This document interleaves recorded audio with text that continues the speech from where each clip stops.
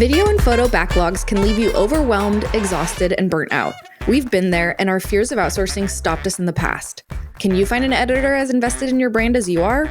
Will other photographers and filmmakers we network with look down on us for not editing everything on our own? That fear of outsourcing can be detrimental to your career. That's why we love our partnership with Weditor. Their attention to details with not only our work, but also their care for their clients through all steps of the outsourcing process lets us fully step back from editing and focus on what we love, knowing our work is receiving the attention it needs. More than just editing, Weditor is passionate about demystifying the outsourcing market. Follow Weditor on Instagram at we_r_Weditor for free educational tips, tools, and resources to guide you through the insanity of today's editing market. For an even deeper dive, follow Weditor's blog at weditor.com/outsourcing. Welcome to the We Got You podcast, a network curated for wedding photographers and filmmakers that dives deep into the strategies and tactics to transitioning a side hustle in the wedding industry into a full-time, thriving career. We're your hosts, luxury wedding filmmaker Emma K. Films and luxury destination wedding photographer Hannah Brook Photography. It wasn't too long ago that we picked up our cameras for the first time, having absolutely no idea where it would lead us. Years later, we're traveling the globe for beautiful destination weddings, built our dream lifestyles, and run multi-six-figure careers. It didn't happen overnight and it wasn't easy, but it is attainable and so worth it. And we're ready to teach you our strategies. Covering a variety of topics from both our first-hand experiences and reputable guest speakers' insights crucial for business growth, we're exploring the art of marketing within your niche, discussing effective ways to attract and retain clients, leverage social media, and build a strong online presence, and so much more. We're not shying away from talking through the challenges of the wedding industry and offering realistic solutions to navigate them successfully. We emphasize the importance of networking, establishing meaningful relationships with clients, and continuously honing one's craft to stand out in a competitive market. This is the We Got You podcast. Hello. Happy Monday morning. We got you, fam. So excited that you guys are here on today's podcast episode. If you're watching through video on our YouTube, then you know it is just me, Hannah, here today. We are going to be diving into a photo-specific episode. Next week, Emma will be on doing the video version of today's episode. So yeah. Today, you guys get me. I'm super excited. I know we've had so much going on lately in our Instagram, Facebook group, everything. It has been incredible just to see that community grow in our Facebook group, to be able to chat with more of you guys, have more of those like one-on-one conversations, work with you guys on the online workshop, getting the coaching program started. It has been absolutely incredible just to see, I guess, all of the time and energy that we poured into the podcast grow, and just so thankful for you guys for following along, listening to episodes, downloading, sending us reviews, being part of the community. Any piece that you guys have had to play in that, or even if you're like a new listener, thank you so much for being here. We appreciate you guys more than you know. I'm really excited about today's episode because it is going to be talking about wedding days, which is perfect because wedding season is almost upon us. I feel like that's crazy because just last week, I swear I was saying that it's like off season, like transitioning from busy season to off season. And now we're like working on that transition back into it. So it's pretty crazy. And I feel like every year just flies by, especially when you're busy with weddings or engagements or, just shoots in the off season or whatever that looks like for you. Every year has just been absolutely insane in the best way possible. But that being said, today, we're going to be talking about how I start shooting a wedding day. Again, the photo version video will be next week. And what we're really going to dive into is kind of when it comes to, you've already booked a couple, you know who you're working with, you've met them, you've had that phone call or engagement shoot or whatnot. And then it's the morning of the wedding day. Like, what does that look like walking into a wedding? What am I looking for? What details am I really focused on? What am I looking for in a wedding venue? All the goodies. So to start with, I just want to start with what I even do before I get to the wedding day. And what that is going to look like is, figuring out what gear I'm bringing, figuring out what that looks like, making sure I have everything, make sure everything is charged. What I always do the night before wedding day is set up my chargers, and I charge every single battery I own. I have like 8 of them. If you guys are in the same boat, you just know it's almost like that paranoia where you're like, I just have to make sure every single battery is fully charged, because knowing my luck, I would show up and wouldn't be able to find one. And so that's something that I'm like really hyper focused on, making sure every single battery is charged, making sure that with my flash, either I have a couple flashes that use AA batteries. And so I make sure that I replace those every single week, every single time I have a wedding day. They could be half full. They could still have half battery, but I'm still replacing them because I want to make sure that they are full capacity for a full on wedding day. Making sure that the camera batteries are charged. I go through all my SD cards. I format all the ones that have galleries that I've already delivered on them, and I put them in my hardcover shockproof case and put those in my bag as well. I go through all my SD cards. I make sure that I bring about a dozen SD cards to every wedding day. And these are 64 gigabyte SD cards. For me, that works the best because I really like to be able to shoot on an SD card for the first half of the day, and then I switch them around the ceremony time, and then I shoot on a different SD card that second half, just in the off chance that an SD card breaks or something happens where I lose an SD card. It has never happened before. Again, something else that I commonly stress about, and you guys totally, I'm sure, understand that. But then, I mean, obviously I'm backing it up onto 2 SD cards, but if anything happens to one of those, it's only half of the wedding day instead of a full wedding day. And so I really like to be able to switch them out. And so I use 64 gigabyte SD cards. So I'm making sure that I have all of those ready to go. I double check all my lenses. I double check my cameras. I clean my lenses and my cameras to make sure that they are 100% ready for the wedding day. I make sure that I have my, what are they called? If you're on YouTube, it's these right here. I put them on the bottom of my camera so that I can hook them onto my hold fast camera strap. And so I make sure that I have those little like D-rings, I guess is the best way to verbally explain what they are. Make sure that those are on the bottom of my 2 main camera bodies that I use. And then I also bring a third camera body as well. I currently shoot on a Nikon mirrorless Z6 and a D750. Those are my 2 babies of my gear. I absolutely love them. And then I have my 85 lens, 35 lens, 20 to 70. I also bring my 70 to 200. I will be honest, I don't use that one as much because I am using my 85 more often. But I'm bringing that as well on a wedding day just in case, as well as my flashes, batteries, SD cards, everything. So I'm making sure all of that is ready to go the day before the wedding. If you get to a point where you're like, oh, I'm trying to figure out the morning of the wedding, and then you realize, okay, these batteries are taking longer to charge, or oh, I broke an SD and I need to go buy another one, or XYZ, whatever happens, you don't have that time to be able to run to the store or troubleshoot it as you would if you're doing it the day before. So definitely recommend doing everything the day before and packing them all into my bag. I bring my backpack in a duffel bag, making sure that everything fits. When I think about 2 second shooters, what's really important to me is that I have a second shooter who's shooting on the same gear as myself. I have worked with second shooters who shoot Canon or Sony and work on editing their photos. And I do have presets that work with both of those kind of gear. But at the same time, I think that it is super helpful to have that consistent Nikon throughout the whole wedding day. So my second shooters will typically shoot on Nikons. I have them always bring a 35 millimeter lens, and then I will substitute whenever I need them to use a zoom or an 85 or whatnot. I will have them use my lenses and my gear for those extra, lenses throughout the day. So now fast forward to the morning of the wedding day. The first thing that you should be doing is genuinely showing up like a half hour early. I'm getting to every single wedding that I shoot at least a half hour early, sometimes an hour early, depending on the venue and like the size, capacity, what all it entails, because I use that time to walk around the venue. Whether you've been to this venue before or not, it is so important to be able to, morning of the wedding day, walk around, scout out the venue, look at all the spots. If you've been to this venue before, you might be like, oh, I know where I'm going to shoot most of my stuff, but the bride and groom might have their setup different than a wedding day that you have shot there before. So, their ceremony might be in a different spot. I know Oregon Golf Club, if you guys are in the Oregon area, I'm sure you've shot there before. There's multiple spots for their ceremony and they're very different. You can be out near the winery. You can be actually in the courtyard. You can be under the tent. very, very different. And then what that's going to look like for, what gear you're bringing. Are you leaving a backpack by the DJ? Are you bringing out with you to the winery? You want to make sure that you have those details figured out before the ceremony comes, or before you're even trying to figure out those logistics, like 20 minutes before the ceremony. You want to make sure that you have all of that figured out as you show up in that first hour, so that you are set, ready to go. That's one less thing on your, I guess, mental checklist to have to worry about. So showing up early. Also a huge thing too, I feel like with the showing up early, is finding a spot for a first look. So if your couple is doing a first look, and they will, probably like 90% of the time, will look towards the photographer to say, where is the best spot for the first look?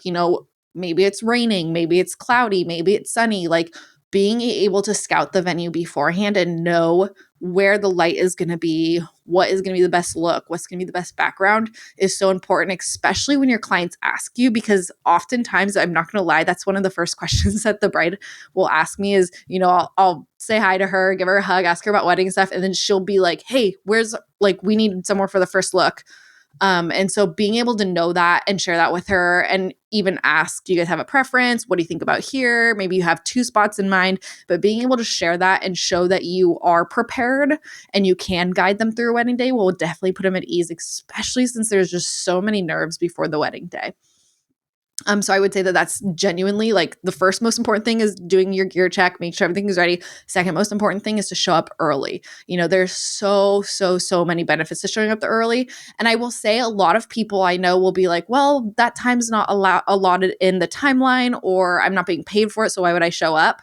That time, that half hour before your wedding coverage starts, is for you as well. It's not just for the bride and groom to make sure that they have, all the answers to their questions that they're going to ask, but it's for you to make sure that you are prepared, that you have the logistics, that you have been able to go and meet the vendors. Maybe you've been able to spend time with the planner, figure out where the setup is and everything. Like, that time is genuinely for you as a vendor to be prepared. That is so necessary, especially knowing how busy wedding days get, and knowing that you're not going to have that time later in the timeline or on the wedding day to be able to do what you can do in that first half hour. Being able to meet up with the planner too is huge. One of the things that I do after like scouting out the venue, walking around, checking it all out, is I look for the planner, introduce myself if I don't know them yet or haven't worked with them, and really ask them, what is the layout? How is it going? How is the setup and everything? And they can walk you through what the reception is going to look like, cocktail hour, ceremony, XYZ, and really kind of give you that other insight when it comes to the design and detail of the wedding day, and not just solely location or lighting. They can give you those other insights as well. I think that it's also super important to be able to establish that rapport with the wedding planner, to be able to be like, I'm here early, I'm showing up, this is on my time, like, I want to know what is going on with the wedding day, where everything is going to be. That is something that planners recognize and they also remember. And so it's really huge, not only for yourself and for knowing all the details of the day, but then also when it comes to those vendor connections as well. If you have extra time too before your coverage starts, I would really recommend getting venue shots, because I know Emma will talk about drone next week when it comes to being able to get those shots without guests or bridal party running around and everything. But even for photography, being able to get those like almost like clean shots before the wedding day, almost like setting the scene when it comes to the gallery, you're showing up.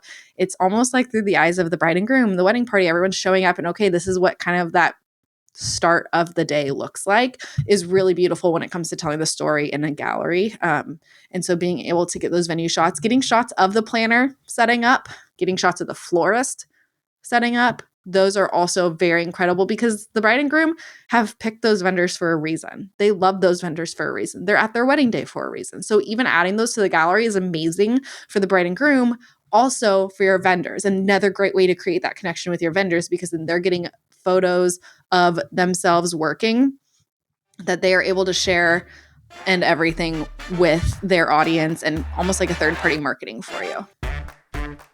Does your current client delivery system feel unexciting, limiting, and boring? Maybe you're still using good old Google Drive or Dropbox to deliver your clients' wedding films. If the answer to these is yes, it's time to level up your video delivery experience with VidFlow. VidFlow is a pay-per-use online platform that allows you to deliver fully branded websites for each of your clients. While being incredibly affordable, VidFlow is accessible on mobile, desktop, and smart TVs with included long-term hosting so that your clients can truly enjoy the entire experience when receiving their wedding films. When I first found VidFlow, it was such an easy switch that truly benefited my business substantially. With so many incredible features and options for customization and personalization, VidFlow continues to wow my clients time and time again. You can find VidFlow on Instagram or visit their website at vidflow.co. Use our code WGY20 for 20% off a yearly premium membership and level up your client experience today with VidFlow. The next thing that I would say when it comes to a wedding day of, how I'm starting that wedding day is finding the bride and groom and making sure that you're saying hi to them, introducing that yourself to them if you haven't met them before, but then also introducing your second shooter. It's huge for them to know you are here when you said you were going to be here. Maybe you're introducing yourself, saying hi to them 10 minutes early, 15 minutes early. That's huge because I will say the amount of times I've heard bride and grooms say like, has this person showed up yet? Has this florist showed up yet? Has this videographer showed up? Has this person showed up? Is crazy to me. Like they stress. If you guys have been married before, you understand the wedding day stress. But at the same time, like as a vendor, you know that it is important to be there when you're supposed to be there. And the bride and groom are the ones who are going to be kind of like mentally taking on that stress load. So kind of letting them know, hey, I'm here. Hello, how are you? I'm getting started. Like, don't you worry. I've got it under control is going to really relieve their stress, especially on the morning of the wedding day, which in turn will help you as well because now you're not working with a bride or groom that is stressed out, a client that is stressed out who's worried that they have to check in on you or whatnot. I always say too, it is super important to introduce your second shooter because oftentimes the bride and groom don't know who's coming to second shoot. They've worked with you probably before for the engagement photos, jumped on a FaceTime, Zoom call with you, but oftentimes they never have any interaction with your second shooter. And so being able to, introduce who your second shooter is, let them have a little conversation, have your second shooter ask them like, how's the planning? How's the wedding day going? Like, how's getting ready? Just kind of have that little interaction with them to kind of build that start of the rapport is really amazing. And especially with the groom too, because oftentimes I'll say like so many photographers will split up with their second shooters for getting ready, where one's with the bride, one's with the groom. You want each bride and groom to feel just as comfortable as if you were there in their getting ready suite. So that regardless of whether the second shooter is with the groom or the bride or, wherever your second shooter is, you want to make sure that that client also feels like they're just as taken care of than like as if you were there. So making sure that you find the groom. Sometimes I swear the grooms are always harder to find, but they're probably chilling. They're probably a little bit more relaxed, but finding the groom and letting them know who your second shooter is, again, letting them have that little conversation. And then just letting your bride and groom know, okay, hey, this is what I'm going to go do. Like, hey, I'm going to grab your details or I'm going to grab your dress. I'm going to go get some of these photos. I'll be back in like 10 minutes is again, another way to set them at ease and help you so that you don't feel like you are being looked after or babysat, on the wedding day. You are doing your job. You are guiding your bride and groom throughout the wedding morning. After meeting with the bride and groom, getting to say hi to them, hype them up a little bit for their wedding day. The next thing that I always do is grab detail shots. And so I'm always starting with the bride, asking her if she has a collection of her details. I'm always also communicating with this before the wedding day with my bride and grooms. I'm letting them know that one of the first things I'm going to do is collect their details, whether that's rings, vow books, florals, veil, shoes, jewelry, mementos from their mom and dad, like whatever pieces they want photographed that are unique to their wedding day. I'm letting them know before the wedding that, hey, that's the first thing I'm going to grab. So if there's a way for you to kind of put that all in one spot so that when I show up, it's easier for me to collect, that would be amazing. So then after saying hi to the bride and groom, I'm able to find those pieces a lot easier and I'm not running around a room searching for an earring or whatnot. And I grab those detail shots. I grab those detail pieces for the detail photos. I'm always going outside. I'm looking for something that has texture and the color that is going to be, I guess the best word is cohesive with their details. Like if their details are more like silvers and blacks and whites, I'm not going to be looking for something that's a super warm tone because the underlying tone of silvers and blacks and whites and neutrals is typically a cooler. If they have a lot of gold and whites and whatnot, I'm looking for more of a warm tone background. And what I mean by that is a lot of venues, and this is such a good reason too, to make sure that you're there early to scout out the venue, is to even look for locations that you can shoot the details on.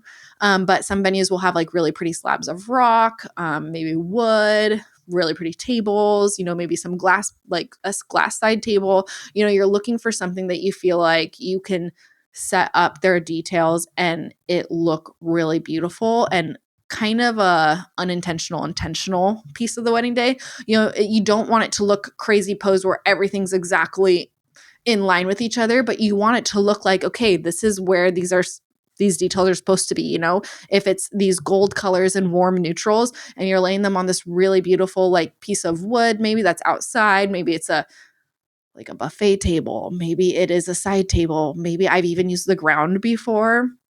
Whatever you feel like is going to look the best with those, use that for your photos and set up those details in a way that looks very cohesive. If you guys have questions about like how to shoot detail photos specifically about like layout and everything, like please let us know. Like let us know in the group chat. And who am I? Let us know in the Facebook group. I think that would be really amazing because then we can share photos of what we're talking about, and maybe we can get some insight from everybody else of like what their favorite ways are for setting up detail photos.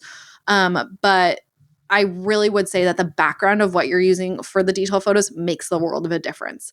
I will say that there are some venues that just don't have as many options when it comes to the backgrounds. And for that, I'm like bringing something with me, whether that's going to the store, the art store, and buying like a roll of leather or buying, I forget what the company is, but they have like flat lay mats where you can buy different colors, like a linen texture or whatnot, so that you can set up the detail photos on a mat or on a piece like of large leather or something where you kind of have that already in your back pocket and you know what that variable is going to be. And then you can play with those other pieces instead of feeling like you're a little thrown off and you don't have much to work with.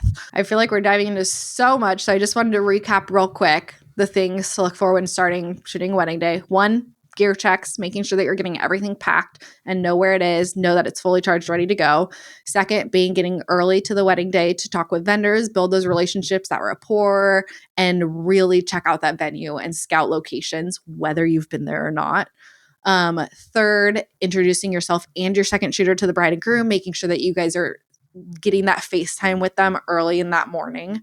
And then 4, grabbing the detail photos. After that, I will say the rest of the day is much more candid, like as the timeline progresses, what people are ready for, if everyone's ready for family photos, wedding party photos, the ceremony's happening, it flows a lot more easier. But the rest of the day is going to naturally have a flow in it. It's really what you're doing to kickstart that day that you really have to like time out meticulously, make sure that you've got time for it, make sure you have time to walk around the venue, make sure you have time for those detail shots. The rest of it should be more natural. After those detail shots, the first thing that I'm doing is I'm getting those candid getting ready photos. And so I'm sending my second shooter to go to the groom and the groomsmen, having them, start getting ready. Guys are significantly easier typically when it comes to their getting ready. And so what I do with the guys is I will have them get almost fully dressed. Being female, we're not going to be in the dressing room with them or anything, but having them get fully dressed except for not putting on any jackets, not getting any boutonnieres, not getting ties or bow ties or any of those extra pieces, but just getting like the pants, shirts, shoes, and whatnot on. That way, my second shooter can enter into their getting ready area when they're getting all those extra detail pieces on and get shots of them like helping each other get dressed, straighten out collars, get ties on. Those are those really fun pieces of the groom getting ready in the morning that we love to have in a gallery. And honestly, often forgotten. I feel like so many people heavily focus on the bride and they want to get those really beautiful bridal shots, those Instagram perfect photos, that it's easy almost to forget that the groom is also having his one and only significant, important wedding day. And so being able to focus on the groom and give him full, attention and be able to take those photos, hype him up as well, is so important. And so making sure that either your second shooter is there or you're taking time to go over there yourself and be part of that as well is amazing. And I promise you is something that's going to probably set your gallery apart and also is going to be something that your bride and groom remembers. When it comes to the bridal photos, I always try to have the bridesmaids get ready first. And so have them get their dresses on first, and then, getting shots of them getting their jewelry on, having the bride grabbing her dress, getting into her dress. Sometimes the bride wants the bridesmaids there helping her into her dress. Sometimes she wants to do a first look with the girls. Whatever that looks like, really just like candidly capturing that. Whoever is with those people, whoever's with the groom, whoever's with the bride, they are intentional that wedding morning. It is not by accident that those people are in the getting ready suites with them. You don't just ask anybody to be there. And so with the groom, if mom is helping him get ready, if dad's helping him, stepdad, brother, whoever that is, make sure that you're really also, sharing the importance of them in the photos, getting those significant people in their lives in the photos, helping them get ready. Same with the bride. If mom's helping get her dress on, a sister, a maid of honor, whoever that is who's zipping it up, buttoning it up, making sure that you're really showcasing those people as well is important, because that's who they chose to have on their wedding day with them. And again, throughout the rest of the day, it is going to be more candid.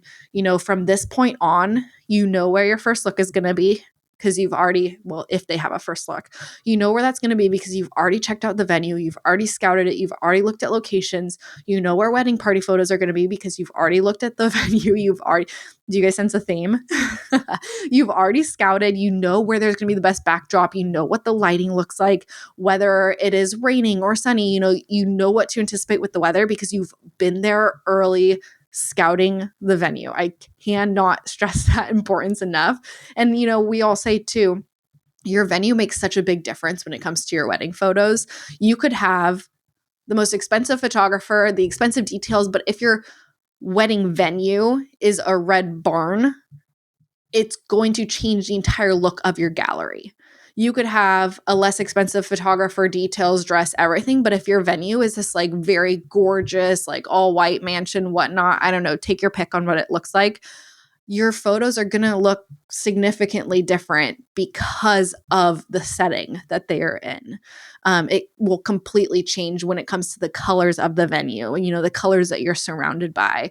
That will change what your gallery looks like. So making sure that you are, again, they're picking this venue for a reason. Make sure that you're showcasing that venue in this gallery, but then also taking the time to find the best spots for large family photos, to find the best spot for large wedding party photos, for first look, for bride and groom photos. And also, I hope this kind of goes without saying, but you don't want everything in one spot. Don't do the first look in the same spot as the wedding party photos, in the same spot as the ceremony. That's going to be in the same spot as the family photos and the bride and groom photos. They will get no look and no variation throughout their wedding gallery, and everything's going to start looking the exact same. So make sure that you're finding multiple spots. And sometimes, I will say I've had a bride or groom say like, oh, actually, I'd rather have this spot. Totally okay. Come up with options, look around the venue and feel comfortable with finding a few spots that can work, because there are times that your bride and groom are going to have, requests or preferences when it comes to locations, and be prepared for that. While you might be the one who's quote unquote in charge of finding the first look location, it's also their wedding day. So they might prefer somewhere different or might, want another option or whatnot. Be prepared for that. And that's totally okay. Nothing against you as a photographer or a creative or your creative eye. It just comes down to what they had envisioned for their wedding day. And ultimately that's what we want to make sure comes to life. So yeah, really making sure that you are showcasing that venue, showcasing them, showcasing their people. Those are the important pieces and kind of those foundation building blocks of a wedding day. If you are starting it off on that kind of foot with that kind of mindset, the rest of the day is going to be so much easier, so much more fun, so much more intentional. You are going to be in the right mindset for the wedding day. And I will say, when you start it off this way, it makes editing your gallery so much easier, because you are not just editing photos, you're editing the story. And like, you have seen that come together and you have seen the importance of it and the people and the location. It makes it easier and more emotional and more intentional when it comes to even the editing and the post-wedding day process. So just to kind of recap today's episode, going through all of your gear, making sure that everything is ready to go, packed properly, everything, knowing what your second shooters are bringing to the table, what they're bringing to the wedding day, making sure that that's communicated, showing up to the venue early, looking for locations for different photo ops, bride and groom photos, first look, wedding party, all of that. Getting those venue shots, communicating with the coordinator, planner, talking with other vendors, scouting for a first look location, of course, super important because bride and grooms will ask about that.